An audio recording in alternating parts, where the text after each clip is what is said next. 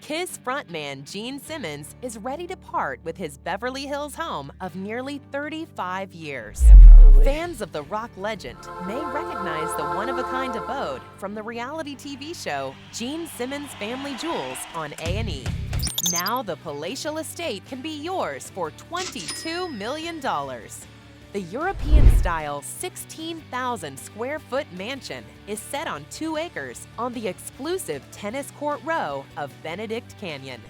The high-ceilinged living area features a fireplace, double-height windows, and a mezzanine level overlooking the space. The kitchen includes 2 islands with seating, and the formal dining room features French doors and a chandelier. The grounds include a pool, 60-foot water slide, parking for 35 cars, and yes, a professional-sized tennis court. Simmons and his wife Shannon Tweed Simmons purchased the property in 1986 for $1.3 million. They've lived there for decades with their 2 children. Simmons is the bassist and co-lead singer of the rock band Kiss, which he founded in the early 1970s. Known for their theatrical stage getup, the group is one of the best-selling acts of all time.